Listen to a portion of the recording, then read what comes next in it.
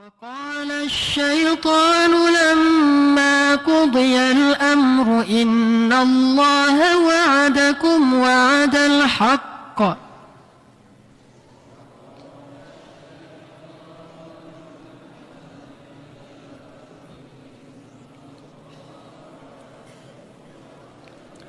إن الله وعدكم وعد الحق ووعدتكم فأخلفتكم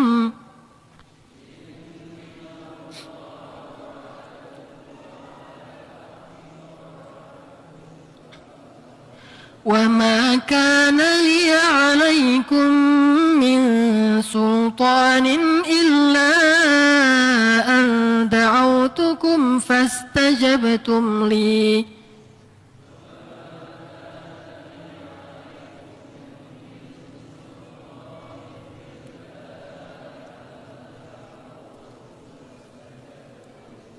فلا تلوموني ولوموا أنفسكم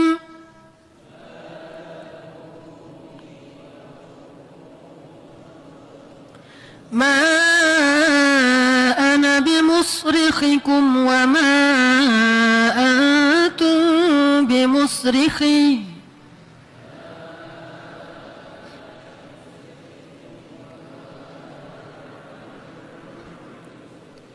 إني كفرت بما أشركتمون من قبل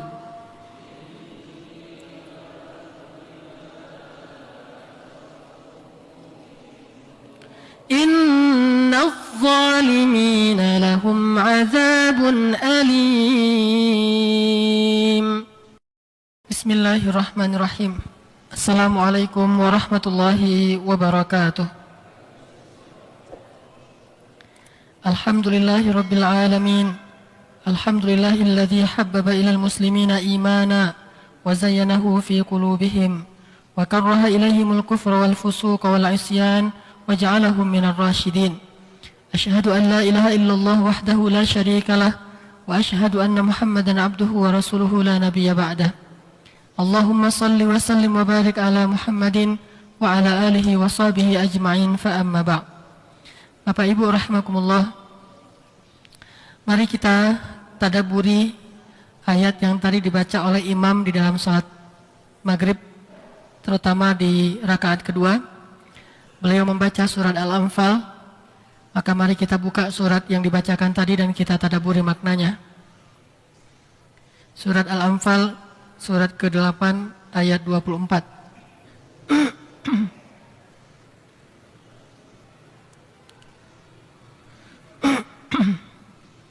أعوذ بالله من الشيطان الرجيم.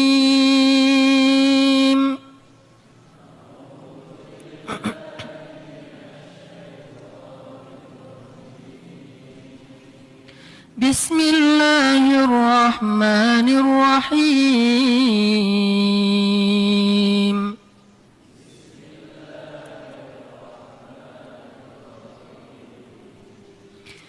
يا أيها الذين آمنوا استجيبوا لله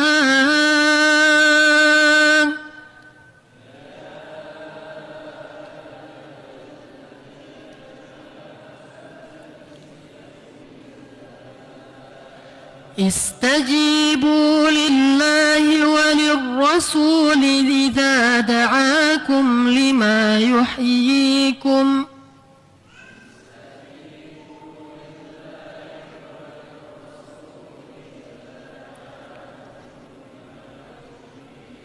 واعلموا أن الله يحول بين المرء وقلبه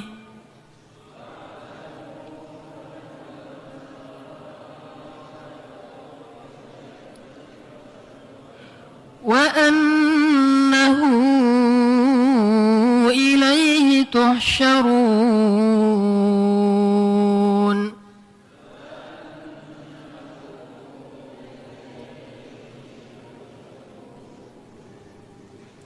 Wahai orang-orang yang beriman, penuhilah panggilan Allah dan panggilan Rasul apabila keduanya memanggil kalian kepada apa yang baik untuk kalian. Dan ketahuilah bahwa sesungguhnya Allah itu membatasi antara seseorang dengan hatinya, dan bahwasanya hanya kepada Allah lah kalian akan dikumpulkan.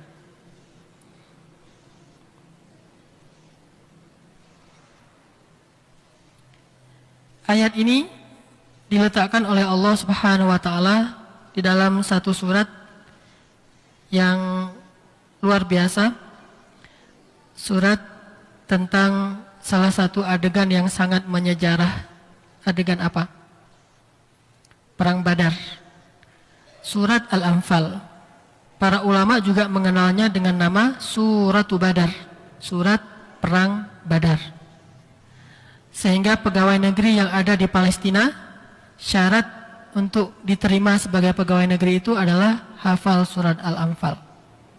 Itu syarat. Kalau mau diterima sebagai pegawai negeri atau mau diterima sebagai anggota Hamas, syaratnya adalah hafal surat Al-Anfal. Kenapa? Karena mereka merasakan apa yang pernah dialami oleh Rasulullah dalam perang Badar.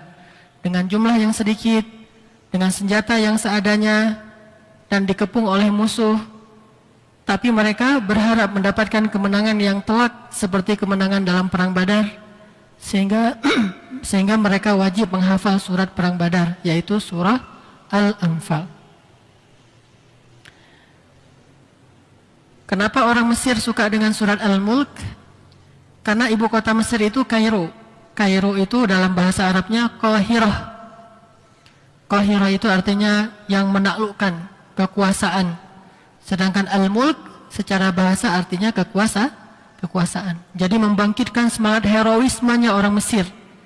Ketika mereka baca surat Al-Mulk, mereka merasakan bahwa Allah Subhanahu wa taala Maha Kuasa, Maha Menaklukkan. Allah Qahar, kan?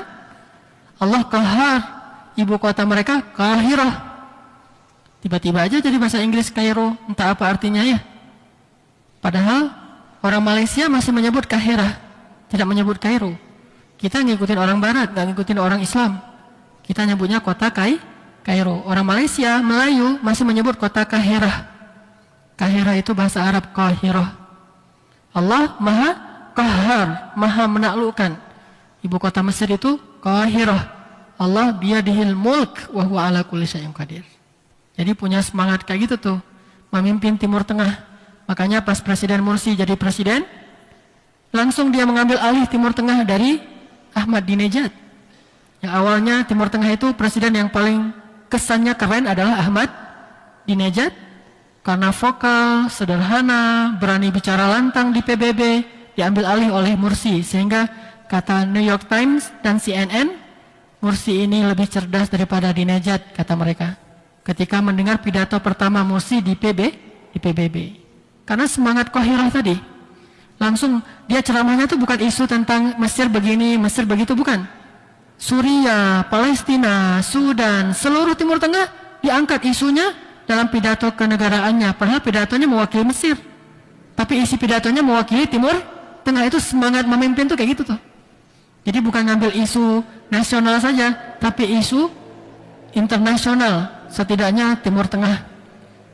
Dia bahas tentang Sudan, dia bahas tentang Irak, dia bahas tentang Palestina pastinya, Suriah yang paling vokal, dan juga bahkan dia sempat bahas tentang Myanmar.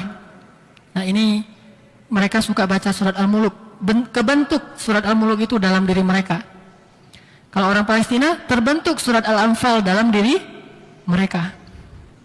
Kalau orang Madinah, terbentuk surat Ar-Rahman dalam diri mereka. Kalau orang Mekah, terbentuk surat Al-Kahfi dalam diri mereka.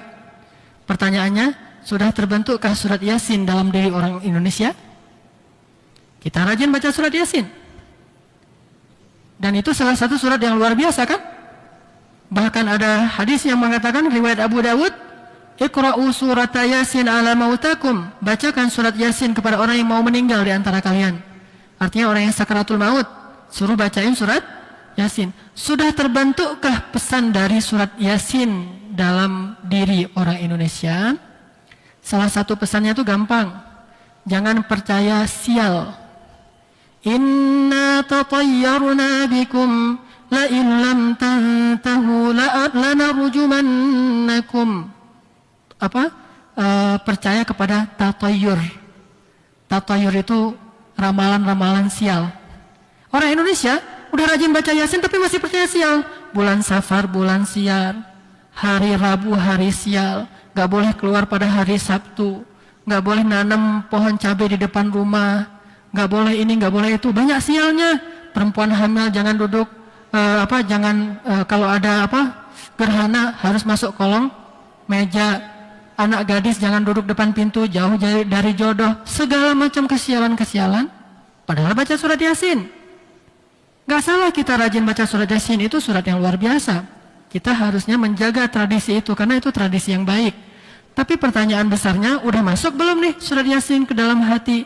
Sebagaimana Al-Anfal itu menguatkan semangat dan kesabaran orang Palestina. Al-Mulk menguatkan semangat leadershipnya orang-orang Mesir. Ar-Rahman semangat damainya orang-orang Madinah. Al-Kahfi semangat akidahnya orang-orang Makkah. Yasin semangatnya orang Indonesia. Masuk belum? Kalau belum masuk, baca lagi deh surat Yasin. Walaupun udah berpuluh-puluh tahun mentradisi, tapi belum ada hasilnya. Baca lagi, kuatkan lagi itu tradisi. Jangan dihapus. Kuatin lagi tradisi itu. Ayo baca lagi Yasin, tapi yang benar bacanya. Jangan sekedar keyakinan-keyakinan khurafat. Baca dengan benar, pahami apa artinya tuh.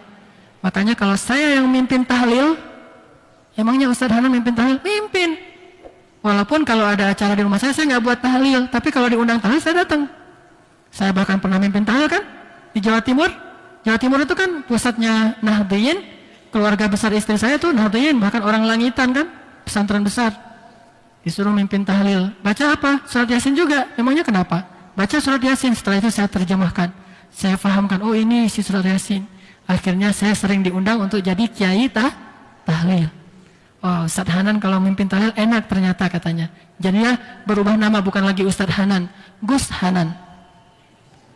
Gus Hanan, karena sudah memimpin tahlil.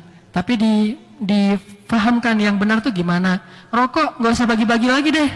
Kenapa? Kan rokok makruh katanya. Kata orang Indonesia ya. Kalau seluruh dunia haram, kalau orang Indonesia makruh. Oke lah kita ambil Indonesia deh biar agak-agak membumi. Rokok makruh artinya apa? Dibenci. Jangan berdoa dengan barang-barang yang Allah benci. Udah aja ngerokoknya ntar di luar setelah tahlil. Pas lagi tahlil gak usah bagi-bagi pakai gelas.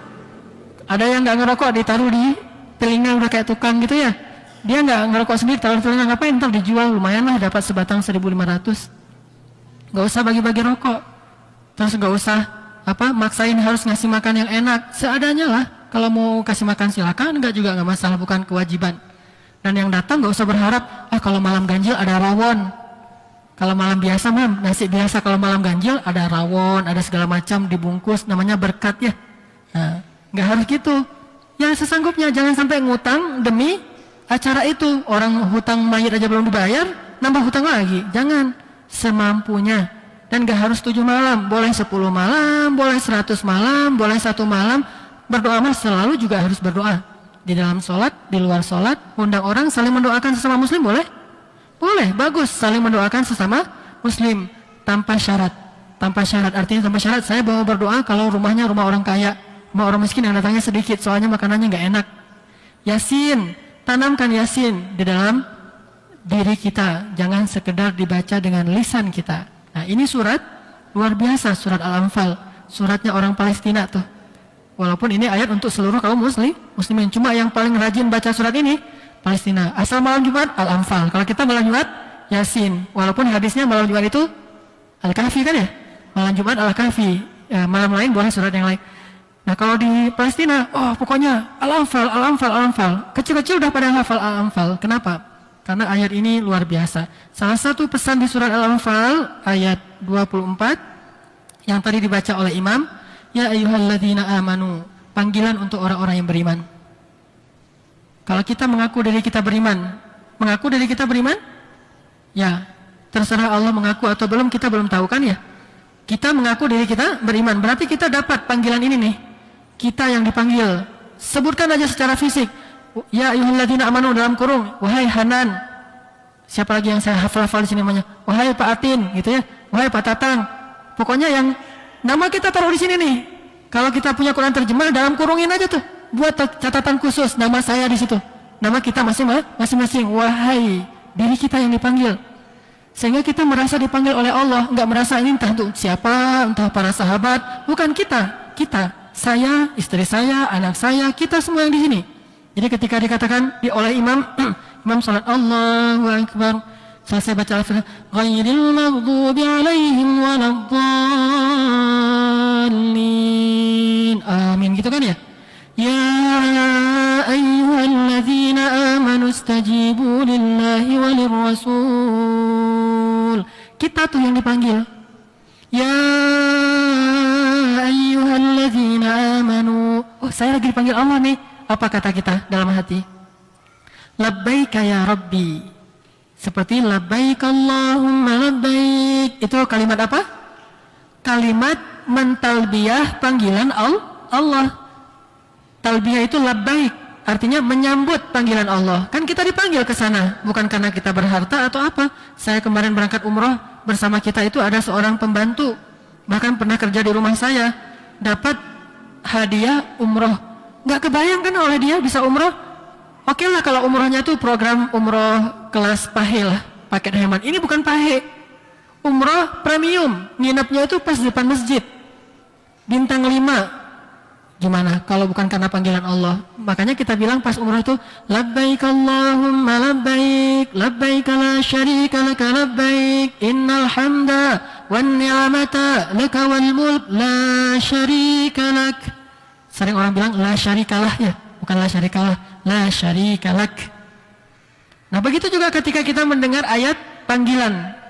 Ayat panggilan itu biasanya diawali dengan harfun nida, ya ayyuha. Jadi kalau Allah panggil ya ayyuhalladzina amanu, lagi sholat ngapain? Di dalam hati kita bilang labbaika ya Rabbi, labbaika ya Rabbi. Ada apa ya Allah? Ada apa gitu? Aku penuhi panggilanmu ya Allah. Ya ayyuhalladzina amanu istajibu lillah. Istajibu lah gitu, penuhilah gitu. Ayatnya aja penuhilah. Istajibu lillahi walir rasuli idza da'akum lima yuhyikum. Penuhilah panggilan Allah dan panggilan Rasul jika keduanya memanggil kamu kepada yang bermanfaat bagi kamu. Itu terjemah tafsir ya, bukan terjemah perkata seperti yang diterjemah. Kalau diterjemah perkata ibu-ibu biasanya kepada yang memberikan kehidupan ya. Itu letterlet. Tapi kalau tafsiriyah, arti kehidupan di situ adalah bermanfaat. Jika keduanya memanggil kalian kepada yang bermanfaat bagi kalian. Coba bandingkan dengan surat An-Nur kemarin. Setan kalau manggil orang ngapain? Ya ayyuhalladzina amanu la tattabi'u khutuwatis syaitan. Wa man yattabi' khutuwatis syaitan fa innahu ya'muru bil fahsya'. Syaitan kalau manggil ngapain? Ya'muru bil fahsya'i wal munkar. Setan itu kalau ngajak kita pasti ngajaknya untuk berbuat dosa besar, fahsya ataupun mungkar. Kalau Allah kalau manggil kita pasti manggilnya itu untuk lima yuhyikum, yang bermanfaat bagi kita. Gimana panggilannya? Kalau panggilan Allah, Allahu Akbar, Allahu Akbar. Kan? Panggilan Allah. Hayya 'alas shalah. Ayo salat, itu panggilan. Kenapa? Hayya 'alal falah.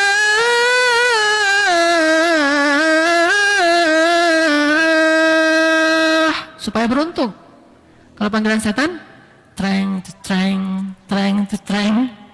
Atau sebentar lagi pertandingan antara Spanyol melawan kemarin siapa? Yang kalah melawan Belanda. Spanyol melawan Belanda. Coba kita tanya dulu kepada gurita. Menurut gurita menang siapa? Ini musibah semuanya. Syirik. Karena udah pakai gurita, pakai panda, pakai entar lama-lama kita nggak punya binatang di rumah, tanya kecoa, kecoa menang siapa nih? Kalau kecoanya ngambil kanan berarti menang Spanyol, kalau kecoanya lari ke kiri berarti menang Belanda. Lari ke kiri, benar kecoanya, kecoa baru keluar dari tempat yang kotor ditanya, terus kita percaya, syirik semuanya, ya panggilan syaitan. Nggak ada tujuan kecuali fahsya, mungkar, syirik. Akhirnya tahajudnya lewat, subuhnya lewat, atau ada kajian subuh. Kajian subuh itu kan setelah sholat subuh 4:30 ya, selesainya 4:30 lebih 1/4. Nah setelah itu jam 5 kurang 1/4 kan mulai kajian subuh. Pada bubar kenapa? Karena jam 5 pas Spanyol lawan Belanda kan, jam 5 tank. Kalau itu tank beneran. Kalau pengajian tanknya tank tong gitu ya, telat-telat. Tapi kalau itu jangan lewat karena kick off-nya itu jam 5:00. Sehingga kajian subuh hari Minggu saya waktu itu banyak yang kosong. Ini pengalaman. Saya ada pengajian hari Minggu jam 5. Kenapa pada kosong? Ustaz maaf, Spanyol lawan Belanda.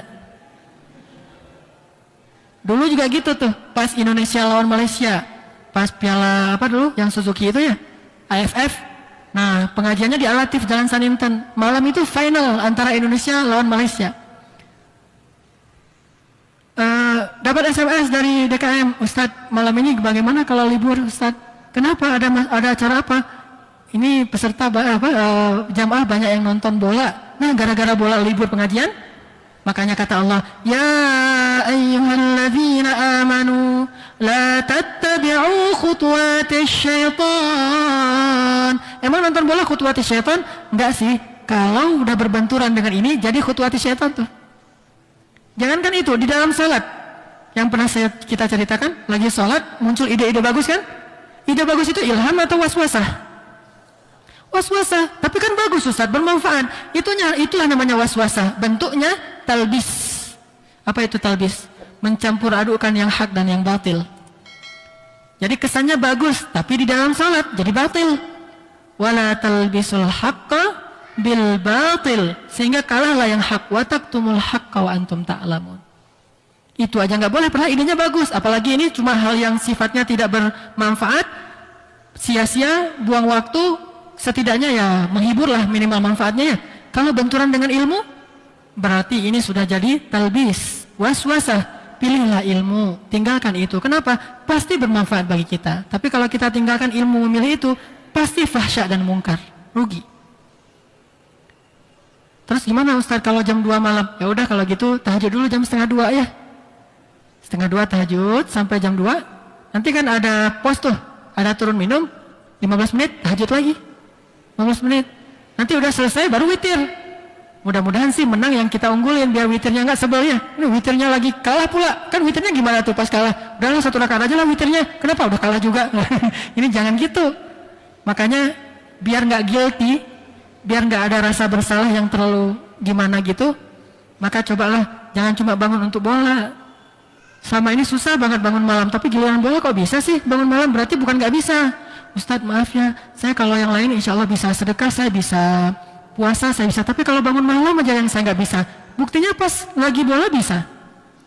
Terus nangis, yang nangis mah cemen. Masa sholat aja nangis. Buktinya gara-gara klubnya kalah nangis kan? Masa gara-gara bola aja nangis? Besok juga menang lagi, lusa juga menang lagi. Nah ini berarti bukan nggak bisa nangis, bukan nggak bisa bangun malam, nggak mau. Kalau mau pasti bisa. Makanya ada 2 panggilan nih. Ada panggilan Allah, ada panggilan setan.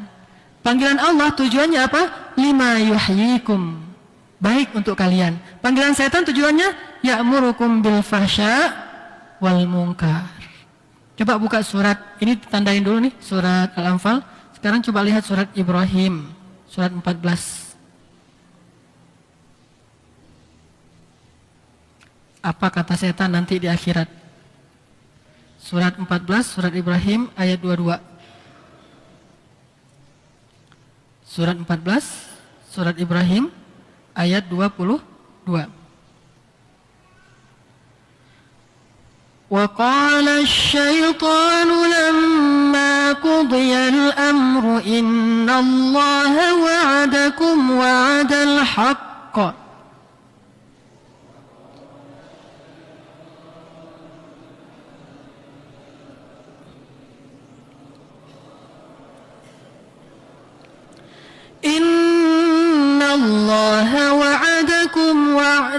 بالحق ووعدتكم فأخلفتكم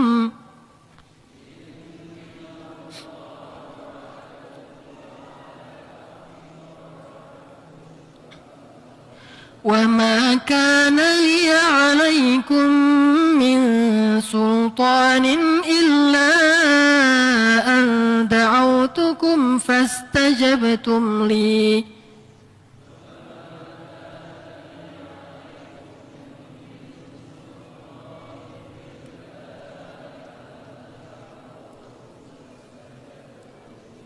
فلا تلوموني ولوموا أنفسكم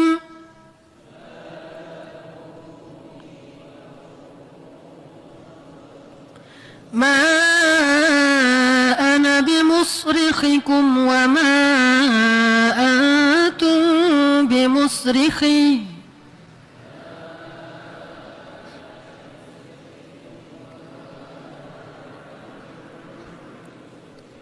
إني كفرت بما أشركتمون من قبل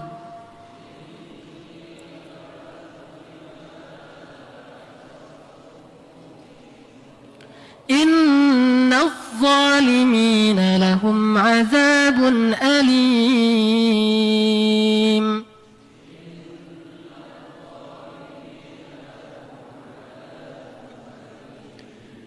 Dan berkatalah syaitan ketika hari hisab telah ditentukan, sesungguhnya Allah menjanjikan kepada kalian janji-janji yang benar, dan aku pun menjanjikan kepada kalian, maka aku pun mendustakan janji itu. Tidak ada kekuasaan bagiku atas diri kalian, kecuali sekedar mengajak kalian, maka kalian pun memenuhi ajakanku.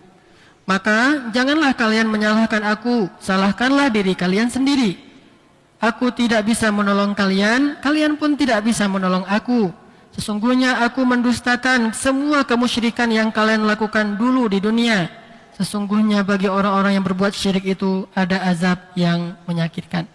Nah, jadi Allah mengajak kita, memanggil kita, menjanjikan kepada kita, lima yuhyikum. Setan pun gitu, mengajak kita, memanggil kita, memberikan kita janji-janji. Kalau ajakan Allah namanya ilham, ilmu. Kalau ajakan syaitan namanya waswasah, ghurur, talbis. Tinggal kita mau milih yang mana nih? Fa'alhamaha fujuraha wa taqwaha. Inna hadainahu sabil, imma syakira wa imma kafura. Tinggal kita mau pilih yang mana nih? Mau menjadi orang yang muflihun atau mau jadi orang yang khasirun, jadi orang yang beruntung atau jadi orang rugi. Makanya ada dua ayat panggilan. Ya ayyuhalladzina amanu la tattabi'u khutuwatis syaitan. Semua waswasah, semua talbis, semua ghurur, semua tamanni, jangan dengerin. Kalau yang satu lagi, ya ayyuhalladzina amanu istajibu lillah.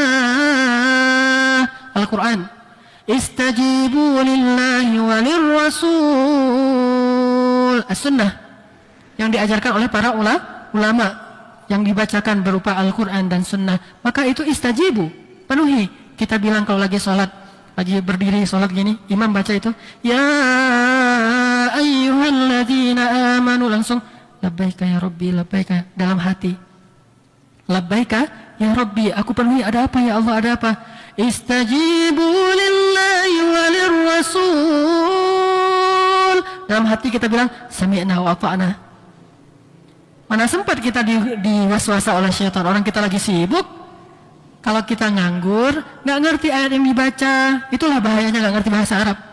Nggak ngerti ayat yang dibaca, nggak tahu juga itu yang dibaca Al-Quran atau yang bukan Al-Quran. Jangan-jangan dia salah baca, yang dibaca hadis tapi diiramakan. Misalnya ada imam yang kayak gitu, ya bingung dia. Innamal a'malu binniyat. Kita, ayatnya bagus banget. Hadis itu mah, bukan ayatnya.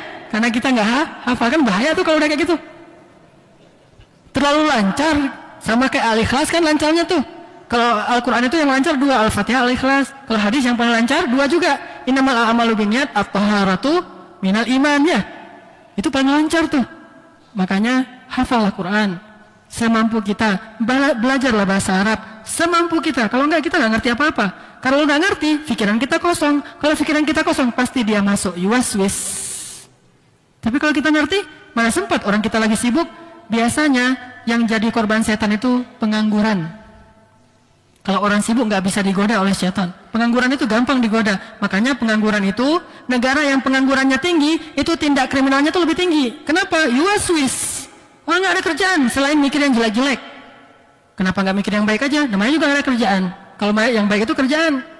Makanya dia kadang-kadang ini kuku-kuku kaki dia bikin. Kenapa? Itu kerjaan orang nggak ada kerjaan. Kenapa sibuk dengan masalah Ustadz, tulisan insya Allah yang benar itu gimana Ustadz? Apakah dipisah in, sh, sya, Allah? Ini nggak usah sibuk yang gini-gini. Itu namanya takalluf dalam bahasa fikihnya. Apa itu takalluf? Membebani diri dengan yang bukan beban. Gak usah ribut gara-gara masalah insya Allah. Udah aja tulis pakai bahasa Indonesia, kalau pakai bahasa Arab yang benar insya Allah kan. Kalau nggak bisa tulis pakai bahasa Arab, semua literasi itu tergantung penerbit. Itu kan literasi. Kalau penerbit, saya pernah jadi pemret.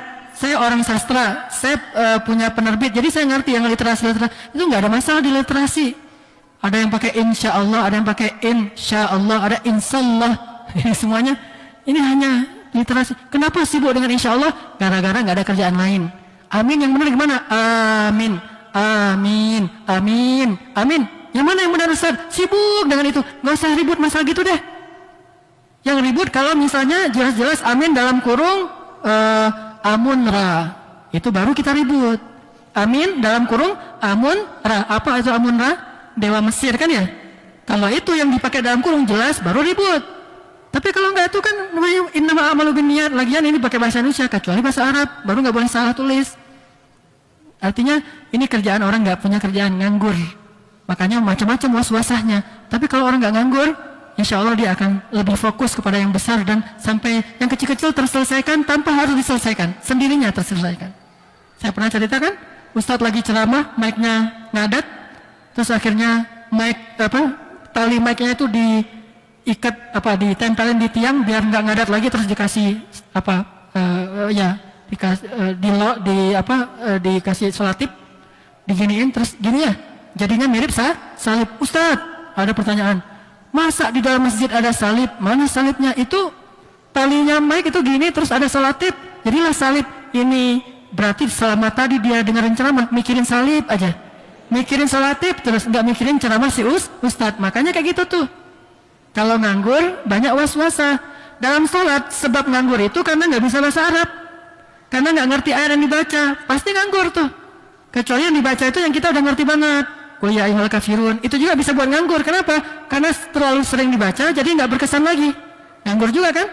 Makanya Alhamdulillah kita ada Imam Hafiz. Dia baca ayat itu bukan di yang terakhir-terakhir aja. Seluruh Al-Quran dibaca. Kan istri saya pernah imamin sholat tarawih ibu-ibu di rumah. Buat sholat tarawih di rumah, imamin, bacanya di tengah-tengah Al-Quran, bukan At-Takasur, At-Tin dan sebagainya. Apa komentar ibu-ibu tetangga setelah selesai tarawih besoknya? Kata mereka, Qurannya mana beda, Qurannya beda. Kenapa beda? Gak pernah dengar tuh Quran kayak gitu. Nah, kenapa bisa gitu? Karena gak ngerti. Itu awamnya. Sehingga pas lagi sholat, mulailah dia mikir, nih habis tarawih tadi ada bala-bala yang belum sempat dimakan. Terus ada ini, ada itu, ya. Lagi salat tarawih. Kenapa? Karena salat tarawihnya itu di Masjid Murabi. Masjid Murabi, salat tarawihnya itu ayatnya ganti-ganti. Sehingga kita nggak ngerti. Nah, itulah sebabnya masuknya syaitan. Kalau kita ngerti, pas dibaca, misalnya yang paling populer apa? Qad aflahal mu'minun. Apaan tuh? Gitu ya. Alladzina hum fi salatihim khashi'un. Oh ya, saya harus khusyuk nih kalau gitu. وَالَّذِينَ هُمْ عَنِ اللَّغْوِ مُعْرِضُونَ. Astagfirullahaladzim, saya banyak kata-kata yang sia-sia gitu kan. وَالَّذِينَ هُمْ لِلزَّكَاةِ فَاعِلُونَ. Kayak Nabi teringat ada perhiasan di rumahnya, habis sholat langsung lari ngambil perhiasan nyedekahin. Oh, saya kayaknya tahun ini belum bayar zakat. وَالَّذِينَ هُمْ لِفُرُوجِهِمْ حَافِظُونَ. Oh, berarti saya harus cepat-cepat nikah nih, yang belum nikah kan. إلا على أزواجهم أو ما ملكت أيمانهم فإنهم غير ملومين فمن ابتغى وراء ذلك فأولئك هم العادون. Kita bilang dalam hati, auzubillahi min dzalik, mudah-mudahan saya nggak termasuk orang yang seperti itu. Siapa yang menyalurkan syahwatnya bukan dengan cara yang Allah halalkan, itu tercela. Bukannya yang menikah tercela, yang nggak menikah yang tercela. Dia menyalurkan syahwatnya kepada zina, selingkuh, pacaran, dan segala macam variannya. Pacaran itu varian dari zina, takarrub kepada zina, la taqrabu zina. Berarti kalau yang udah pada pacaran, pas baca ayat itu, adun, orang yang melampaui batas, astagfirullahaladzim, kita putus. Gitu kan? Setelah selesai salat, lo gue N. Selesai kan? Mengamalkan ayat. Ini berarti nih, orang khusyuk dalam salatnya nih. Faham. Apalagi ayat setelahnya. Walladzina hum li amanatihim wa ahdihim ra'un. Oh iya ya, saya ada janji sama fulan, harus saya tunaikan nih, gitu. Kalau kita janji sesuatu, saya janji sama istri mau makan malam bareng, berarti habis ini harus buru-buru pulang. Janji, amanah. Walladzina hum ala salawatihim yuhafidhun. Ya Allah maafkan saya sering telat salat, gitu. Ulaika humul warithun. Ya Allah jadikan saya termasuk ulaika, mereka. Kan salat kayak gitu mana sempat diwaswasa oleh syaitan. Karena ngerti banget yang dibaca.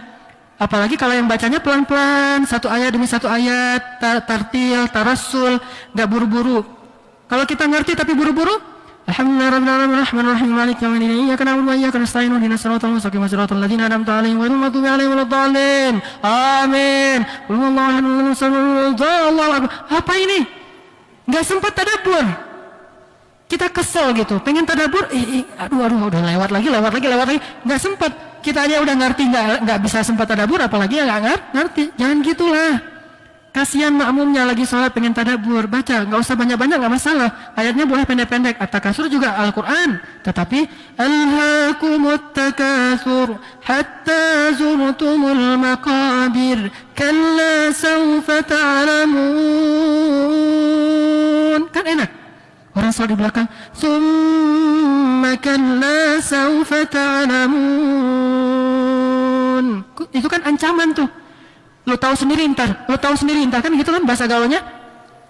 Kalla law ta'lamuna ilmal yaqin latarawunnal jahim. Coba diulang-ulang lagi.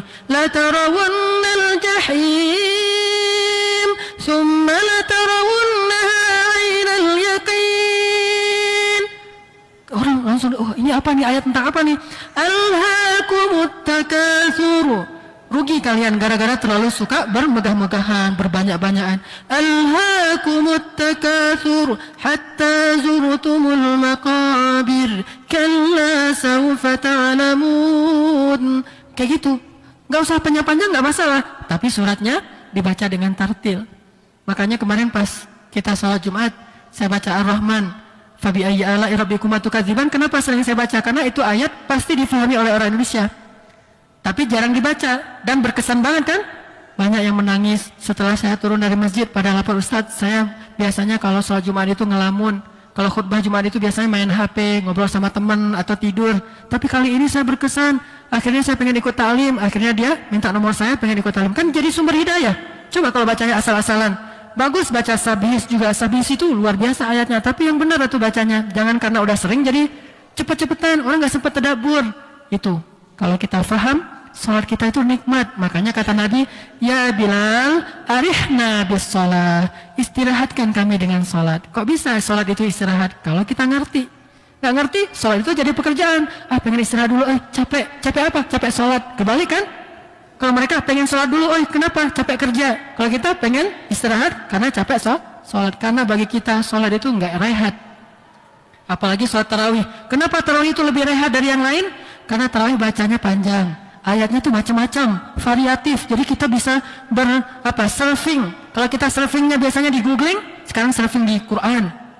Orang suka surfing di googling, cari ini, cari itu. Sekarang coba surfing di Quran, Al-Baqarah, Ali Imran, An-Nisa, terus kita berselancar di dalam Al-Quran. Oh, Masya Allah, Alhamdulillah, Masya Allah. Wah, luar biasa.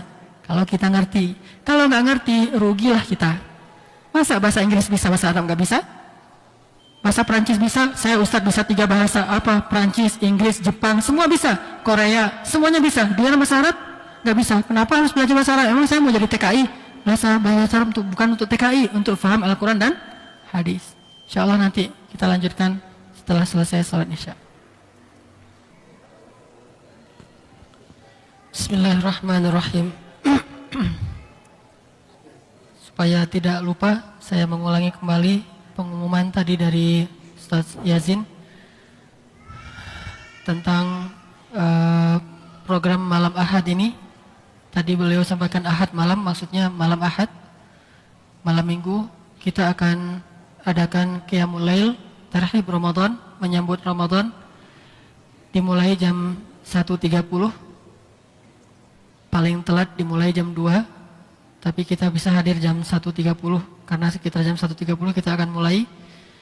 Dan bagi yang mungkin ingin mentadaburinya, silakan membuka mushaf atau mungkin nanti juga bisa mentasmi. Kita akan baca juz 30 sampai selesai, sehingga sebagian besar kita kan mungkin hafal dan faham juz 30. Jadi kita akan baca dari An-Naba amma yatasaalun. Kalau selesai mudah-mudahan sampai An-Nas seselesainya. Dan nanti akan banyak ayat-ayat yang saya ulang-ulang, terutama ayat-ayat di juz 30 itu kan kalau kata para ulama awatif, surat yang banyak mengena di perasaan kita. Jadi awatif itu perasaan banget. Jadi apalagi surat, kalau kata Nabi, kalau kalian mau tahu gimana gambaran hari kiamat, baca surat At-Takwir tuh. Itu gambaran jelas tentang gimana kiamat. Kalian mau tahu gimana kiamat? Maka idza syamsu kuwirat, bacalah surat At-Takwir. Dan begitu juga nanti surat-surat yang lain rata-rata sih tentang hari kiamat, infitor dan segala macam. Akan kita ulang-ulang ayat-ayat yang seharusnya semuanya sih mengena, tapi ada ayat-ayat yang fokus gitu kadang-kadang dan jelas artinya sehingga kita bisa mentadaburi insyaallah pada malam Ahad yang akan datang. Baik, Bapak Ibu, ikhwati fillah rahimakumullah. Allah Subhanahu wa taala memanggil kita di dalam surat Al-Anfal ayat 24. Tadi juga Imam telah melanjutkannya kepada ayat-ayat berikutnya, menyambung ayat yang tadi kita baca. Panggilannya jelas, wahai orang-orang yang beriman. Ya ayyuhalladzina amanu, wahai orang-orang yang beriman. Kita bilang apa di dalam hati? Labbaika ya Rabbi. Kalau di luar salat kita bisa langsung talaffuz, kita bilang labbaika ya Rabbi dalam lisan kita secara pelan, sir. Ya ayyuhalladzina amanu istajibu lillahi walir rasul. Penuhilah panggilan Allah dan Rasul. Istajibu lillahi walir rasul idza da'akum lima yuhyikum. Penuhilah panggilan Allah dan Rasul jika memanggil kalian kepada yuhyikum, yang membuat kalian hidup. Sebagian ulama tafsir mengartikan panggilan Allah itu semuanya baik. Makanya diartikan lima yuhyikum, kepada yang baik untuk kalian. Tapi ada satu tafsir yang luar biasa, kata para ulama, lima yuhyikum itu adalah lima yuhyi sudurakum wa qulubakum, yang bisa menghidupkan hati kalian dan jiwa kalian. Jadi kalau kita mengistijabah panggilan Allah, hati kita jadi hidup. Tapi kalau kita mengikuti panggilan syaitan, hati kita jadi mati. Kenapa ulama mengartikan hati? Karena kalimat berikutnya, bahwa Allah lah yang membatasi antara seseorang dengan hatinya. Berarti al-haya atau ihya di dalam ayat itu adalah ihya'ul qulub wan nufus, menghidupkan hati dan jiwa. Ini sesuai dengan hadis Nabi, al-iman yazidu wa yanqus. Sehingga kata para ulama, yazidu bit ta'ah wa yanqusu bil ma'siyah. Iman itu bertambah dan berkurang. Perasaan di hati kita itu terasa, imannya itu kadang terasa banget, kadang hampir nggak terasa. itu adalah heart talk. Kan ada body talk ya. Body talk itu kalau misalnya kita mulai wajah kita agak-agak gimana, pucat berarti sakit kan, itu body talk. Mulai sering mengeluh kelelahan berarti itu udah mulai ada penyakit. Mulai sering sakit perut ada penyakit. Mulai sakit kepala berarti ada penyakit. Body talk kan namanya. Ini ada heart talk. Jantung kita yang berbicara. Bagaimana jantung kita berbicara? Dalam bahasa Arab yazidu wa yanqus. Iman itu bertambah dan berkurang. Jadi kalau dalam hati itu terasa iman itu lemah, nggak malas, nggak berkesan, bosan terhadap Al-Quran, bosan terhadap ilmu, bosan terhadap hadis, bosan terhadap majelis-majelis para ulama, berarti kan dia udah heart talk kan, dia udah ngomong ke kita, hei, aku lagi sakit nih, kata si hati, aku lagi bermasalah nih, cepat obatin. Gimana mengobatinya? Yazidu bitta'ah wa yanqusu bil ma'siyah. Kalau pengen sehat lagi, pengen hidup lagi, maka bitta'ah, istijabah, penuhi panggilan Allah. Itu maksudnya. Penuhilah panggilan Allah dan panggilan Rasul, maka akan hiduplah hati kalian. Kenapa para sahabat hatinya itu luar biasa? Pertama, tawakalnya kepada Allah seperti hati burung, ka'afidatit thair, seperti hati burung. Gimana hati burung? Gak pernah khawatir, gak pernah stres, gak pernah bingung. Kenapa? Karena dia yakin Allah yang memberi rezeki. Walaupun di rumahnya tuh gak ada kulkas, nggak ada punya saldo, nggak pernah nabung, nggak pernah nyimpan, nggak pernah jama' amalan, wa'adadah, nggak pernah. Tapi dia biasa-biasa aja. Ada burung yang stroke, ada burung yang bermasalah dengan mental, datang ke psikiater. Ada psikiater di sini pernah didatangin burung? Nggak pernah. Orang burung nggak pernah sakit jiwa. Yang sakit jiwa itu manusia. Innal insan khuliqa halu'a. Idza massahu syarr jazua wa idza massahul khair manu'a. Coba apa yang bisa menyembuhkan dia? Manusia itu berpenyakit. Kalau dia dikasih ujian, dia berkeluh kesah. Kalau dikasih nikmat, dia jadi lupa diri, kan penyakit. Gimana cara biar sembuh? Penuhi panggilan Allah. Illal musallin. Coba. Hayya 'alas shalah. Saya merasa sakit banget hati saya. Pergi ke salat. Pulang dari situ, hayya 'alal falah, udah sembuh. Karena kata Allah, dia berpenyakit. Illal musallin alladzina hum 'ala salatihim daimun. Kalau enggak sembuh dalam sekali salat berarti daimun, dawamin. Yang rajin salat, yang sering ke masjid, yang khusyuk dalam salat, makin dawam, makin cepat sembuhnya. Apalagi walladzina illal musallun alladzina hum ala salatihim daimun walladzina fi amwalihim haqqum ma'lum. Yang suka sedekah. Tadi udah diajak tuh kan? Sedekah itu, ini penelitiannya di Virginia, Universitas Virginia, Amerika lah. Kan kalau udah Amerika biasanya orang percaya ya. Nah, Universitas Virginia membuktikan dalam sebuah riset tentang psikologis, orang kalau ngelihat selebaran iklan tentang sosial, siapa yang mau menyumbang untuk kegiatan kemanusiaan di sini, kelaparan di sana, kanker di sini, segala macam, dia ngelihat aja itu tingkat stresnya itu berkurang beberapa persen. Ngelihat doang tuh. Ketika dia berniat ingin infak, dia contreng, saya akan sedekah, saya akan kasih dana sosial, bantu. Ketika dia contreng, berkurang lebih banyak lagi stresnya. Ketika dia berikan infaknya, berkurang lebih banyak lagi. Apalagi kalau dia ngelihat langsung kepada orangnya, diberikan kepada orang itu hilang langsung stresnya. Itu secara psikologis. Al-Quran sendiri yang mengatakan, walladzina fi amwalihim haqqum ma'lum lis-sa'ili wal mahrum. Untuk orang yang membutuhkan dan orang yang tidak punya apa-apa. Sehingga halu'a, jazu'a, manu'a, selesai. Makanya kata Allah, lima yuhyikum. Kalau kamu penuhi panggilan aku dan Rasul, hidup, hati kamu itu akan hidup, jiwa kamu itu akan hidup, jadi segar lagi, sehat lagi. Seperti fisik butuh olahraga sehingga dia segar. Gimana rasanya kalau habis olahraga misalnya lari gitu atau main bola? Rasanya gimana? Badan segar kan? Jadi pengen aktivitas. Tapi kalau jarang olahraga, jangan pengen tidur terus. Penyakit badannya.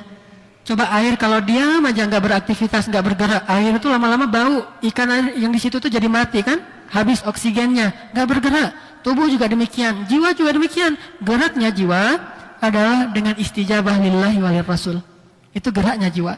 Kalau jiwa nggak pernah bergerak kayak gitu, ibarat air yang menggenang dan tidak mengalir. Mungkin sehari nggak berasa emang, sehari nggak memenuhi panggilan Allah, belum berasa langsung. Ketika semakin lama semakin parah, makin menggenang, lama-lama jadilah dia air yang beracun. Warnanya berubah jadi warna hijau, lama-lama makin parah jadi warna hitam, sehingga nggak ada yang berani meminum air itu. Begitu juga dengan jiwa manusia, sama dengan fisik kita juga demikian. Sehari nggak olahraga nggak berasa emang, sebulan nggak berasa, setahun lama-lama. Saya punya teman Ustadz kuliah di Madinah, sekarang jadi imam di Masjid Al-Irsyad Kota Baru. Ustadz ini pernah kena stroke ringan. Ketika ditanya oleh beliau ke dokter apa penyebabnya, jarang olahraga. Stroke itu kan aliran darahnya kan tersumbat oleh lemak, kolesterol, kemudian juga pompa jantungnya lemah kan. Kalau ada kolesterol tapi jantungnya memompa dengan kuat kan lumayan lah. Kayak arus kencang tapi ada kotoran kan terbuang ya kotorannya. Misalnya kita mau melancarkan saluran air di wastafel, salah satu caranya gimana? Kita semprot dengan air kencang kan ya, sehingga terbersih sendiri kan, nggak perlu dipakein sikat, susah dalamnya tuh, pakai air kencang aja keranin, akhirnya habis. Begitu juga aliran darah kita, kalau jantungnya mompanya tak tak tak, akhirnya aliran darahnya santai gitu ya, banyak kolesterol numpuk, nggak terlalu ini, tiba-tiba berhenti dalam beberapa detik langsung selesai. Tapi kalau jantungnya tuk, akhirnya dipompa dengan rutin, tentunya nggak dikejutkan, tapi dengan rutin akhirnya lancar terbersihkan dengan sendirinya. Ini teori medis tentang fisik. Begitu juga tentang jiwa kita, sama. Sunatullahnya berlaku dengan sama. Cuma riyadhahnya jiwa adalah istijabah lillahi walir rasul. Olahraganya jiwa adalah memenuhi panggilan Allah dan Rasul. Seperti hadis Nabi, al-iman yazidu wa yanqus, yazidu bit ta'ah wa yanqusu bil ma'siyah. Bertambah iman itu, jiwa itu jadi sehat dengan ketaatan, jadi berpenyakit dengan maksiat. Bicara tentang kanker, tahu apa makanan kanker? Semua orang punya potensi kanker dalam tubuhnya. Kenapa? Saya beberapa kali merawat pasien kanker di Hasan Sadikin yang orang miskin. Jadi saya tahu gimana penyebab-penyebab kanker. Semua orang itu punya potensi kanker, kata dokter, dalam tubuhnya. Karena sel-sel mati segala macam yang rusak kan ya. Nah, makanannya yang buat dia jadi parah, stadium 2, 3, 4 lanjut dan sebagainya, mematikan, apa makanannya? Makanannya itu pecin, pengawet, pewarna, pengenyal. Yang gini-gini ini makanan kanker nih. Jadi kita makan kayak Indomie, kita bukan makan, kasih makan kanker. Dia yang tadinya kecil tiba-tiba jadi gemuk kan ya? Begitu juga dengan jiwa kita. Makanannya dari mata, tidak ghadul basar, ngelihat yang aurat. Itu makanan penyakit jiwa tuh. Kenapa di Indonesia banyak pasien penyakit jiwa? Di zaman Nabi kan jarang ada pasien penyakit jiwa ya.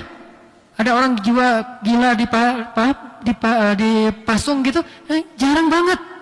Hampir kita nggak pernah dengar cerita itu, saking jarangnya. Apalagi gila gara-gara nggak diangkat sebagai waliul amri, jadi hakim, jadi dewan, jadi gila, nggak ada tuh di zaman Nabi. Justru hampir gila gara-gara diangkat jadi waliul amri kan ya, takut banget diangkat jadi presiden, takut. Kalau sekarang nggak jadi anggota dewan, stres, gila. Kenapa? Penyakitnya di sini nih. Gimana cara menyembuhkannya? Ya ayyuhalladzina amanu stajibu lillahi walir rasul. Salah satunya salat, khashi'un, daimun, hafizun. 2, walladzina fi amwalihim haqqum ma'lum lis-sa'il wal mahrum. Kalau di Al-Mu'minun, walladzina hum liz-zakati fa'ilun. Terus walladzina yusaddiquna biyaumiddin. Ternyata baca tentang hari akhirat itu bisa menghidupkan hati. Salah satunya gimana? Ziarah kubur. Ziarah kubur itu ihya'ul qulub. Mengurus jenazah ihya'ul qulub. Melihat orang sakit yang udah jenazah, udah sakarat, ihya'ul qulub. Membaca ayat dan hadis ataupun buku-buku tentang akhirat, ihya'ul qulub, menghidupkan jiwa, menghidupkan hati. Karena walladzina yusaddiquna biyaumiddin walladzina hum min azabi rabbihim musyfiqun. inna azab rabbihim ghairu ma'mun. Jadi percaya kepada akhirat. Makin baik percaya kepada akhirat, makin hayah hatinya, makin hidup hatinya. Itu namanya istijabah. Tapi sebaliknya, kalau yang dia lakukan justru bukan tentang akhirat, dia datangnya ke mal-mal. Itu lawan dari datang ke kuburan tuh datang ke mal tuh. Mau menghidupkan hati, datang ke kuburan. Mau mematikan hati, datang ke mal. Kayak gitu tuh. Karena ke kuburan itu dekat ke akhirat, mal itu dekat ke dunia. Pernahkah kita ngelihat di mal itu tentang akhirat? Hati-hati, sebentar lagi mau mati. Nggak ada di mal. 7 golongan yang dapat naungan Allah pada hari tidak ada naungan kecuali ada di mal kayak gitu-gitu kan? Nggak ada. Malah di mal itu nggak boleh ngomong akhirat sama sekali. Sampai mau ceramah pun dibuat di mal supaya apa? Sekalian belanja segala macam. Saya pernah diundang tuh ceramah di mal. Mana mau saya ceramah di mal? Kalau mau ceramah pergi ke Masjid Al-Murabbi biar masuk. Ngapain ceramah di mal? Biar semua orang juga ngedengar. Iya sih, niatnya talbis. Wala talbisul haqqa bil batil. Kesannya sih bagus, tapi apa yang terjadi? Saya pernah soalnya, nggak ada kesannya. Cuma hilangin guilty doang tuh, hilangin rasa bersalah biar nggak belanja pure. Jangan cuma belanja tapi ada taklimnya lah gitu ya. Tapi nggak ada hasilnya, orang nggak dengar juga. Kalau mau sungguh-sungguh belajar, tempatnya ilmu di masjid, di majelis-majelis ilmu, di sana mah belanja. Nggak salah, emang nggak salah. Tapi kalau itu satu-satunya yang dijadikan alasan dakwah, nggak ada hasilnya. Makanya kalau mau ihyaul qulub ke kuburan. Ke kuburan jangan cuma lewat, duduk sebentar lihatin tuh kuburan. Ngapain di situ? Zikrul maut. Ingat mati. Ingat mati kan nggak bisa kita lewat kuburan, naik motor. Assalamualaikum ya ahlul kubur inna bikum lahikun. Lewat terus. Ingat mati? Nggak ingat. Nabi kalau lewat kuburan, Assalamualaikum ya ahlul kubur, beliau berdiri sebentar. Tahukah kalian siapa yang 2 orang di dalam kuburan ini? Kata para sahabat, Fulan bin Fulan ya Rasul. Itu Fulan bin Fulan. Kata Nabi, yang si Fulan ini diazab gara-gara la yastabri min baulih. Gak bersih dalam istinja. Ketika dia buang hajat, gak bersih. Bajunya banyak kena kotoran, sehingga dia sholat dengan baju yang kotor. Yang kedua, dia diazab namam, karena dia suka namimah. Coba, berarti kan di kubur itu gak cuma lewat kan? Berhenti sebentar ngambil pelajaran. Itu yang dilakukan Nabi di kubur. Sampai tanya ini siapa. Terus beliau ambil pelepah kurma, dibelah 2 sehingga dalamnya kan basah tuh. Kalau kayak pelepah kelapa kan, kalau dibelah 2 kan basah, ditanam. Ini akan diringankan dari azab kubur sampai pelepah kurma ini menjadi kering kan gitu. Adanya azab kubur kan banyak hadis-hadisnya. Itu gara-gara Nabi nggak cuma lewat, tapi mampir sebentar, mikir, terus beliau tanya, memberi nasihat. Kayak gitu harusnya, watawasau bil haq watawasau bis shawab.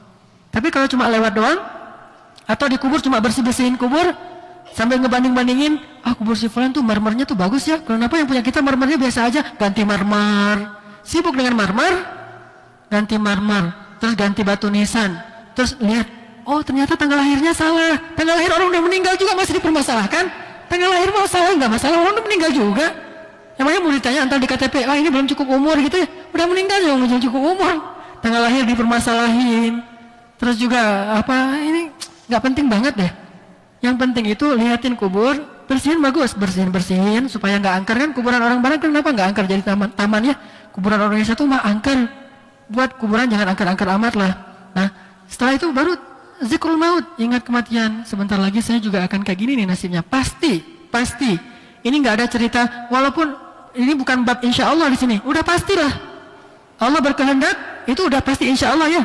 Allah berkehendak pasti mati, enggak ada insya Allah saya juga akan mati. Ya pasti insya Allah Allah pasti akan mematikan kita. Kullu nafsin dha'iqatul maut. Itu bukan insya Allahnya orang Indonesia itu insya Allah beneran. Kalau insya Allah orang Indonesia kan belum pasti nih. Kalau ini insya Allah beneran pasti akan mati. Coba renungkan, kalau saya yang ada di situ, sementara yang ini adalah anak saya, gimana saya di dalamnya tuh sendiri? Anak saya datang, kemudian coba bersih-bersih kubur. Gak pernah saya ajarin cara berdoa untuk orang tua, mau doa orang tua aja ngundang orang. Berapa sering kita bisa ngundang orang? Gak tahu dia mau baca apa.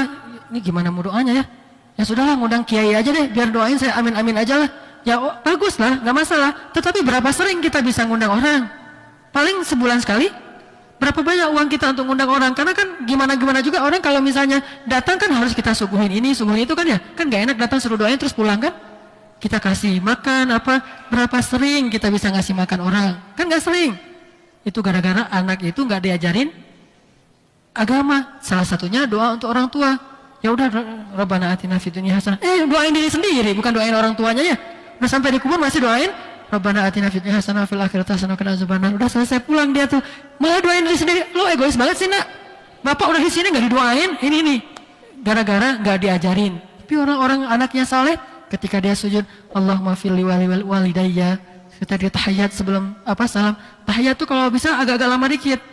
Kenapa? Doa di tahiyat itu mustajabah, sama seperti sujud. Apa yang didoain? Doa orang meninggal juga enggak masalah. Namanya juga udah meninggal. Allahumma firlahu warhamhu wa'afihi wa'fu anhu wa akrim nuzulahu wa wasi' madkhalahu wafsah qabrahu warfa' darajatahu fatahhirhu minad danas fa in kana musi' fatahhirhu wa in kana muslih fataqabbal minhu. Allahumma arham walidayya. Itu baca. Selalu baca itu. Kan enak tuh orang tuanya. Anak saya soleh. Coba bayangkan itu ketika dikubur. Ini ihya'ul qulub, menghidupkan hati. Susah ngebayangin mati kalau lagi di mall. Susah.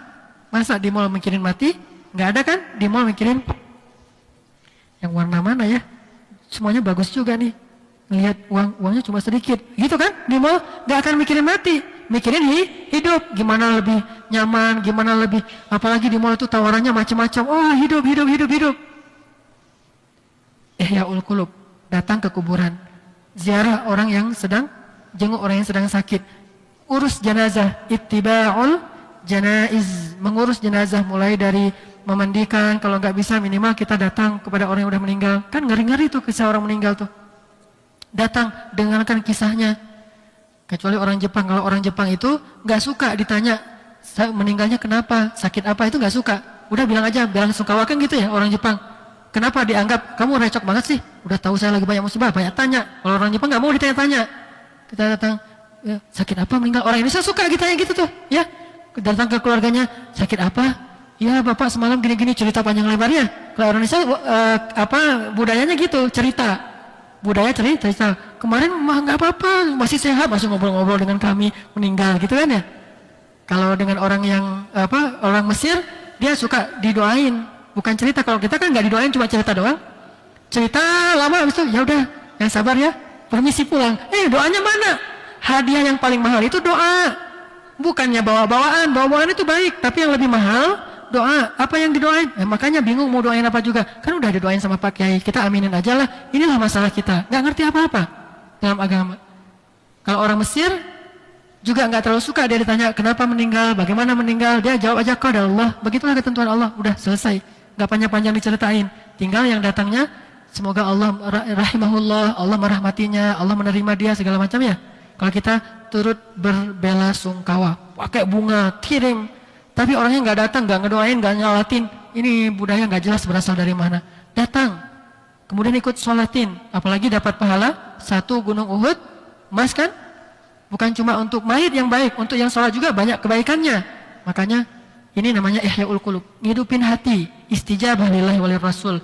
Lir rasulnya apa? Sunnah-sunnah Nabi tadi tuh, menjenguk orang sakit, mengantarkan jenazah dan segala macam. Itu luar biasa.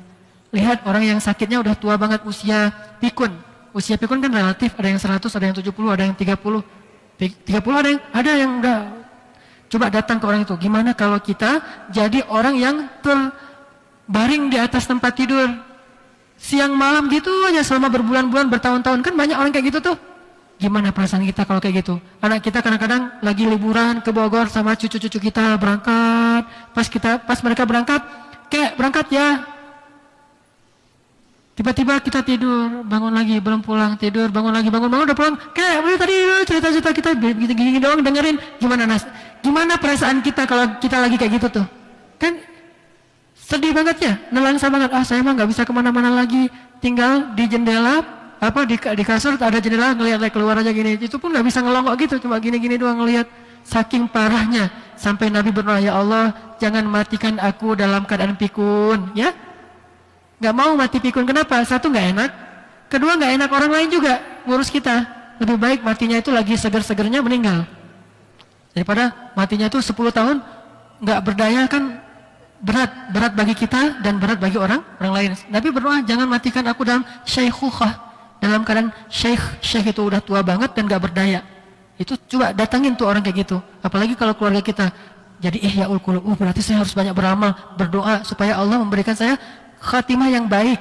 Sebaik-baik khatimah itu adalah yang dalam keadaan masih nyaman, tidak memberatkan orang lain, dan juga dia beriman kepada Allah.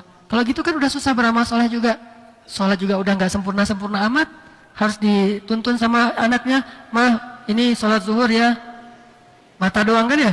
Allahu Akbar, Allahu Akbar. Anaknya juga nggak ngerti. Allahu Akbar kabira panjang banget. Allahu Akbar kabira, walhamdulillahi katsira. Gak usah gitu-gitu amat. Orang udah pikun mah, udah langsung aja Al-Fatihah, bertele-tele kan.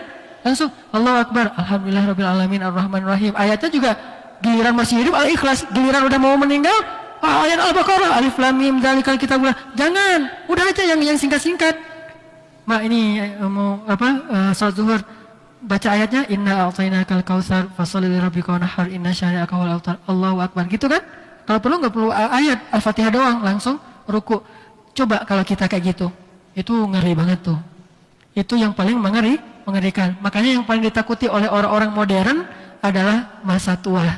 Itu kan yang paling mereka takuti. Sehingga mereka buat asuransi, mereka ini, mereka itu, ada namanya panti jompo. Kenapa? Mereka takut banget dalam keadaan gak terurus, lemah, gak berdaya. Itu mereka takut banget.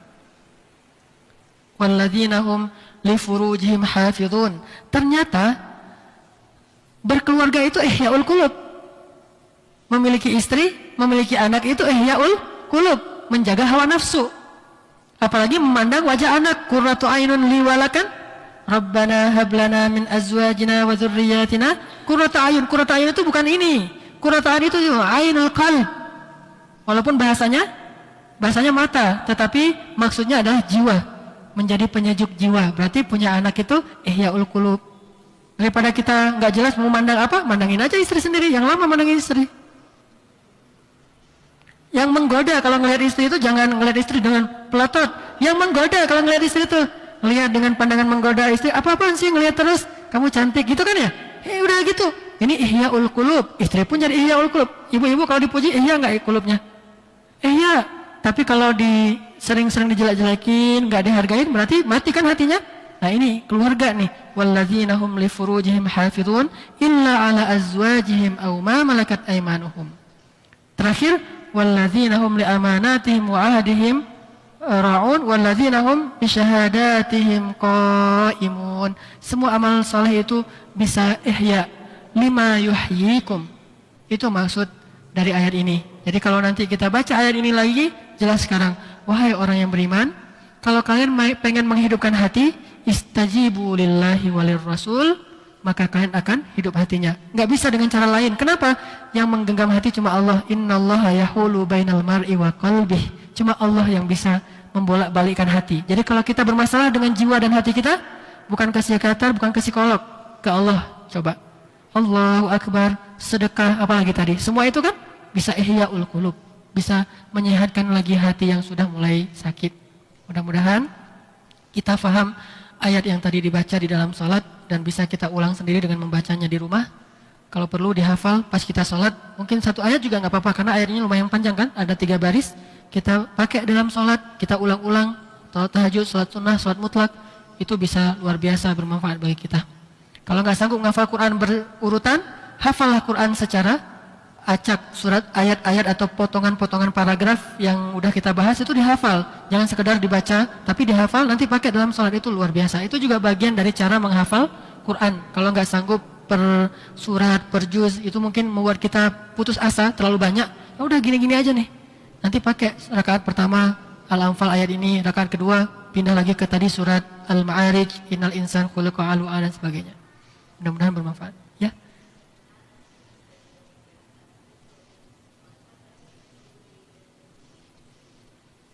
Nah itulah masalahnya di kita. Gak dimandiin terus ada ditaruh di ruang tamunya.